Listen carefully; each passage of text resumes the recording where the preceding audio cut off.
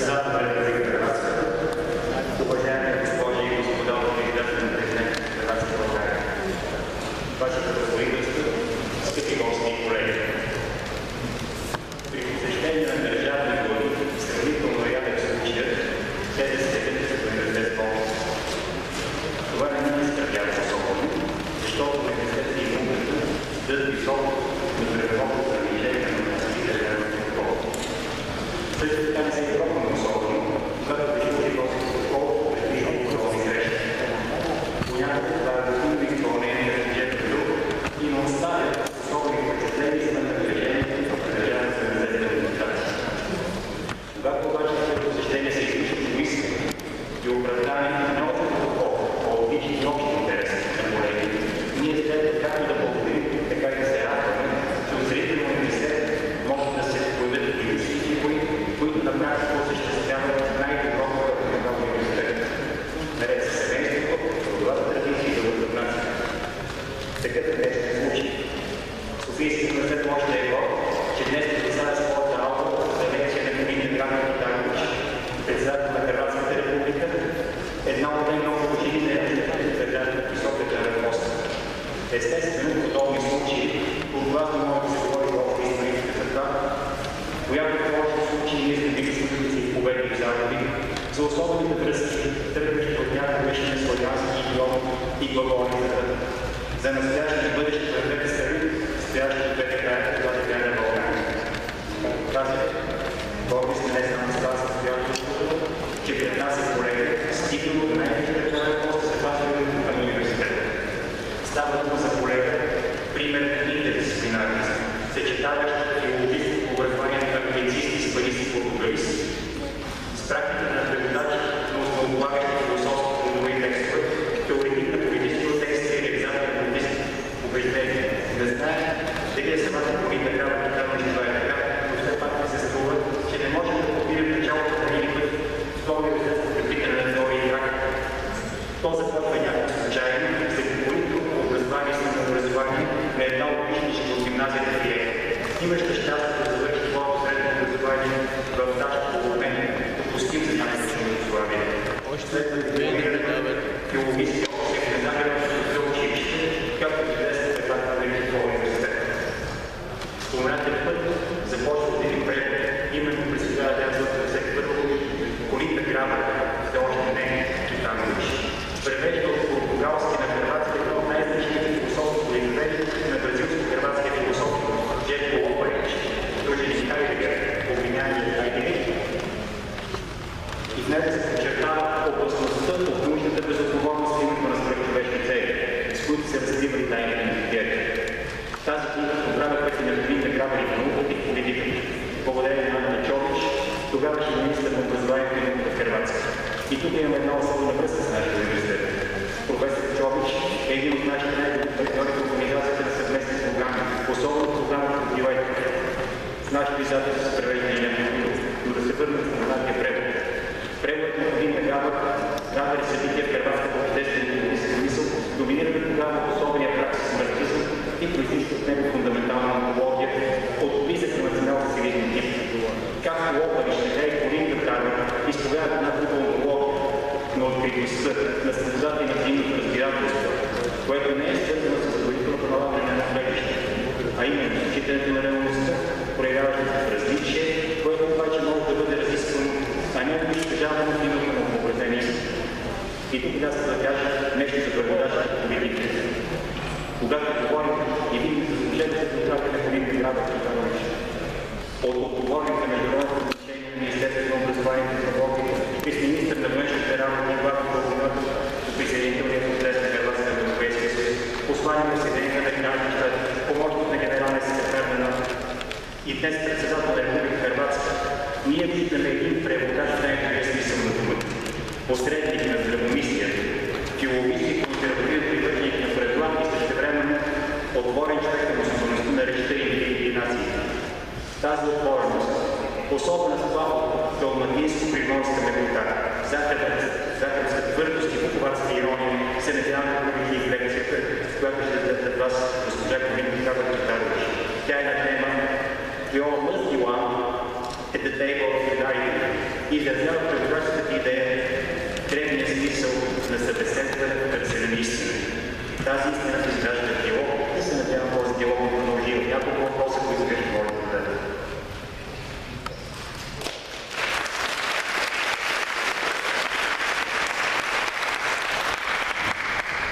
Thank you very much for this very kind introduction, dear professors, dear students, ladies and gentlemen, dear guests. Thank you very much for gathering this morning for what is for me a very important conversation I had with you on the issue of European solidarity, which I believe is one of the underlying concepts of the European Union. This is my second day of visit to Bulgaria, and I thank you all, especially your president and your leadership, for the wonderful friendship, for the wonderful welcome with which we have been received, and for such strong words of commitment and friendship and bilateral relations between Croatia and Bulgaria, but also of our common role in the stabilization of Southeast Europe, of strengthening the Central European area, and of course of being very ambitious and self-assertive in Brussels in the context of strengthening the values and the policies of the European Union and NATO. Today, as we know, the EU is faced with many challenges, primarily those of security nature, but also economic, social, and others. We have seen several terrorist attacks lately on the European soil. We have seen huge migration waves hit the European Union, and all of this has caused a sentiment that I believe is very detrimental to the European Union. I believe that we are talking about existential challenges and threats, not in terms of physical threat to our own nation states, not in terms of us disappearing, but in terms of the erosion of the European values, of our democracy, and which all demands assertive and collective action. Brutal acts of terrorism have taken far too many lives, not just in the European Union, but worldwide. And without security, there is no prosperity. This is why I firmly believe that we all must be one at the European table of solidarity. Now more than ever, we all have a role to play in making Europe stronger. We cannot allow to express solidarity only when something happens, when we express our condolences to each other, when we stand together because there has been a terrorist attack in one of the European countries. We need to express that solidarity all the time. It needs to be the underlying element of whatever we do in the context of the European Union. Defining solidarity is not an easy task, but it's certainly a feeling, a defining spirit of what it means to be European. Among the values that we promote and the principles that unite us since World War II and the Cold War, certainly solidarity comes as one of the primary ones. The table, as a symbol of our solidarity, is where our family meets, where friends meet, and where we meet as 28 equals to collectively and courageously take decisions to respond to the challenges that we are facing today. The root of solidarity is the word solid. We must stay united to be solid and committed to our solidarity, to be strong in times of adversity. Unfortunately, far too often we meet at the table and not talk about the real problems. Not openly and honestly verbalize the situation, the trends that happen, that sometimes can be called the ugly truths. And way too often we don't take appropriate action. Sometimes we actually avoid issues.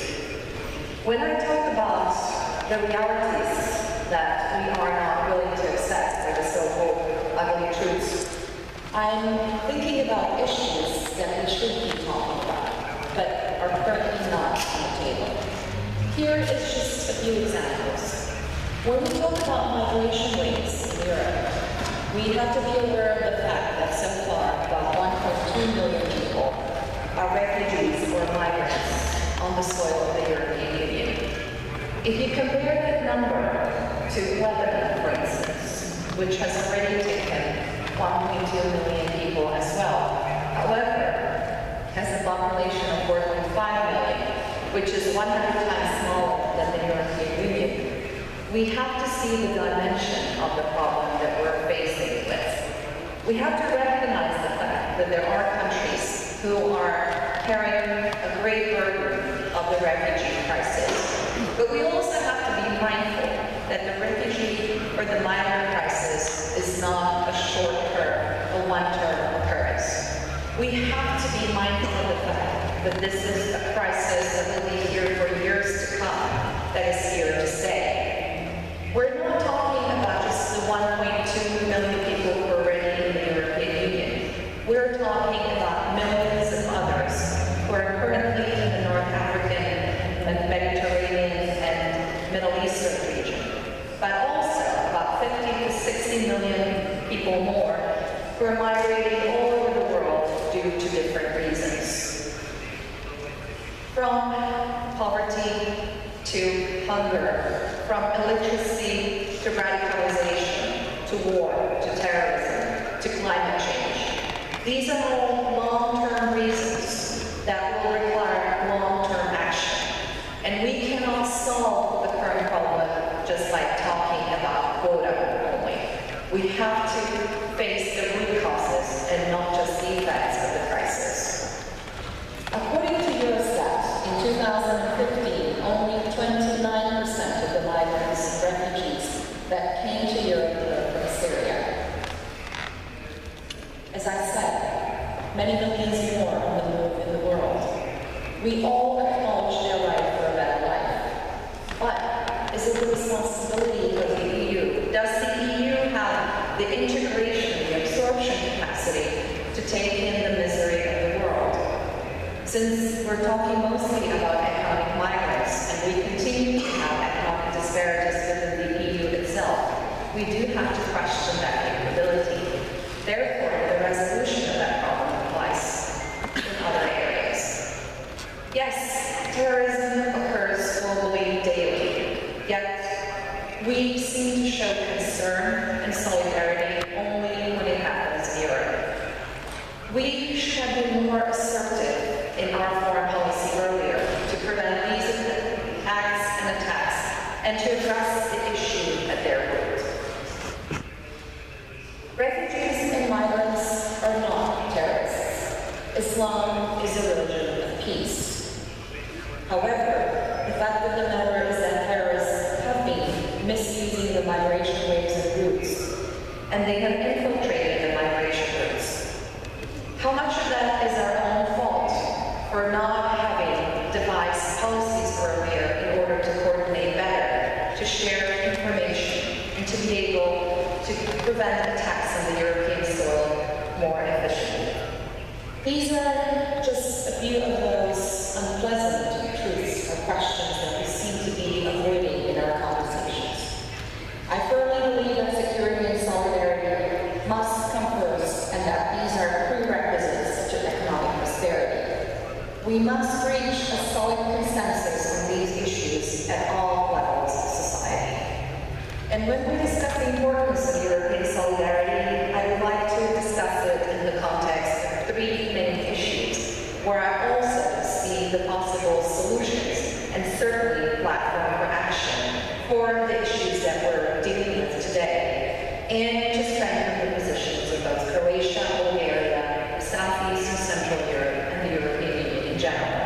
Those three main issues are, again, global security threats and migrant crisis, secondly, economic and energy security in Central Europe, and finally, the consolidation of Europe.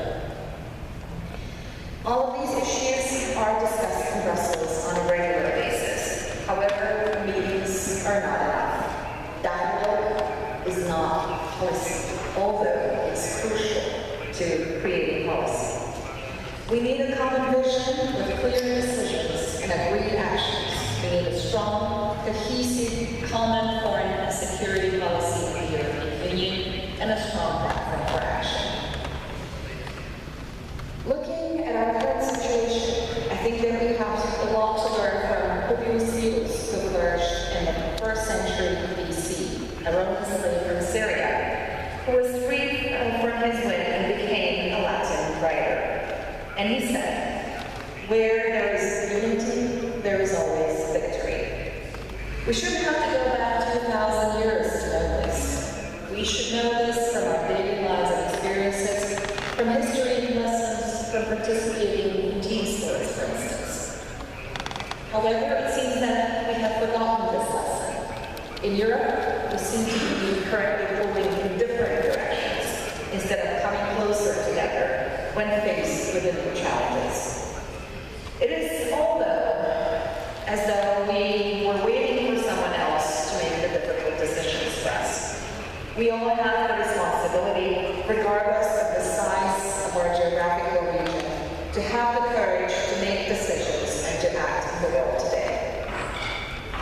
So let me share my thoughts on the 3 issues. In terms of global security threats and migrant crisis, we must be more determined, coordinated, and effective to address radicalism and terrorism. As I said earlier, security must come first and is the basis of political stability and economic development. I do perceive that we have to discuss the security implications of the migrants' waves, although, as I said, we should not label migrants and refugees as a terrorism threat. As a matter of fact, they are also the target of terrorism. But in terms of those threats from terrorism and extremism, we have to address these problems where they occur, and that is outside of the borders of the European Union, so that we can protect the EU from within. We have to protect and strengthen the Schengen area rather than to weaken it and suspend it. And we have to send strong and clear messages, both on our migration policy and strong and clear messages to any potential terrorists about our unity, solidarity, and determination to fight this scourge of the modern world. We cannot allow for the Schengen Agreement, which has been at the heart of the European project and the freedom that it provides, to be undermined in any way, especially since the free movement of people, capital, goods, and services is regularly ranked among the EU citizens as the most positive result of the European Union project. A recent study by Magna estimates that the EU would suffer an overall economic loss of 1.4 trillion euros over the next decade if we were to suspend Schengen. For me, this is just another argument to accelerate the Schengen integration process for both of our countries rather than to delay it. So what are the lessons learned from the migration crisis? We have learned a lot from our joint experience with that crisis. We have learned that we cannot remain self-centered. We cannot afford to continue to quarrel and quibble over the quota. They have been very corrosive to our alliance, to our friendship. The quota system has proven to be a destruction of European solidarity. And above all, it is a retroactive solution and not a proactive one. In fact, it is no long-term solution at all. This kind of policy, again, deals just with the effects of the crisis that it has developed so far, and not with the root of the crisis that will cause for that problem, as I've already noted, to be a long-term and multi-dimensional one. Some progress has been achieved so far. I believe that we have improved on cooperation and dialogue along the so-called Balkan route. Still, a lot more remains to be accomplished. The agreement with Turkey is also a step in the right direction, a step toward a stronger common foreign and security policy. However, I also believe that we need to be a lot more decisive, and that we cannot just push the financing of our connection and inability to somebody else. Key is investment into the areas where